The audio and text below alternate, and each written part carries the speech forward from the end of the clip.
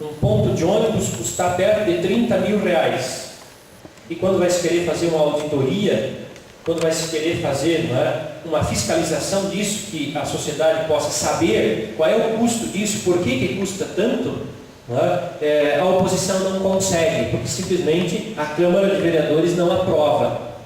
Como é que uma placa de trânsito? Acho que essa ideia da participação efetiva do cidadão, ela é assim um pouco piegas, Os modernos, e eu disse que tinha duas formas de ser político aqui: ou você é antigo, você diz a comunidade tem que participar, daí nós estamos falando de democracia direta, os gregos, os romanos viveram muito bem isso, ou nós estamos vivendo uma democracia moderna, chamada de democracia representativa. Uma excelente ideia, segundo o pensamento mais liberal, que diz o seguinte: o cidadão, o proprietário, o homem livre da modernidade, ele não quer gastar o seu tempo fazendo política. Portanto, ele atribui essa responsabilidade aos seus representantes. O homem privado, o dono da empresa, o sujeito que inventou o negócio, no modo de produção capitalista, ele não pode mais perder tempo fazendo política. Ele não pode mais participar de uma manifestação. Por quê? Porque ele deixa de trabalhar, ele é descontado do trabalho, ele deixa de vender coisas, de ganhar dinheiro. Portanto, nós atribuímos a responsabilidade pelas decisões políticas a eles, aqueles, os políticos, dos quais nós não gostamos, e o que eles fazem nós odiamos. Eles, como se nós vivêssemos fora da comunidade. Nós somos os elementos externos, nós somos os aliens, nós somos os elementos externos que vivemos numa comunidade, mas não vivemos nela. Eles, os políticos, fazem política, nós não fazemos. Portanto, dizem os modernos, a teoria mais moderna, liberal, diz assim: que bom que agora nós vivemos numa democracia representativa, porque tem alguém que faça o serviço sujo para nós. Faz o quê? Faz política.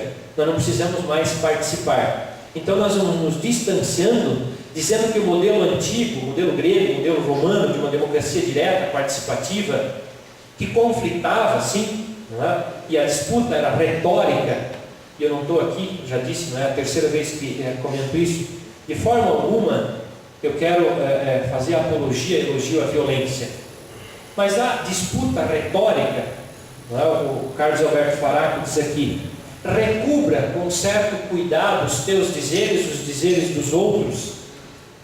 Tome cuidado com aquilo que você diz, com aquilo que você... Olha os estudantes do Cefet aqui, dizem assim: olha, eu sou contra, mas eu não sei porquê.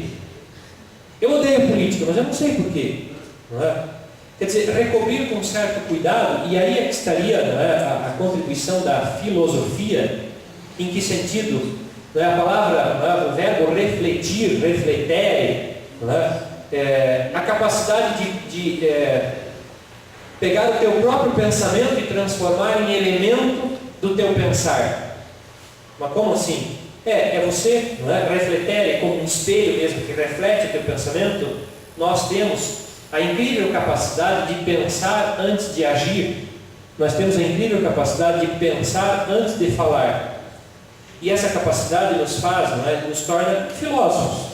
Por natureza, obviamente que quando você utiliza lá o Platão, o Aristóteles, ou você se torna, segundo a história da filosofia e segundo os profissionais desta área, um filósofo, quando você passa a dominar. Eu estou dizendo aqui bem a caminho do Antonio Gramsci, pensador italiano, que morreu em 1937, 3 dias depois de ter saído da cadeia fascista, para não morrer como mártir, foi liberado da cadeia. Antônio Gramsci diz assim: todos nós somos intelectuais. Mas quem que é o intelectual? O intelectual é aquela pessoa, no sentido gramsciano, O intelectual é aquela pessoa que trabalha para o bem coletivo da comunidade da qual ele faz parte. Qual é o interesse dele? É o bem comum. Ele não é letrado? Não. Não sei se vocês prestaram atenção nos discursos aqui, quando o trabalhador sem terra diz assim: mas então não é negociação, só nós cedemos, você não cede. Havia mais conteúdo, havia mais inteligência, mais filosofia na fala do trabalhador semi-analfabeto do que na do capitão lá da polícia que diz: olha, Mas tem um documento que vocês estão trancando, deixe passar, só se você nos... negociação, conflito, não é?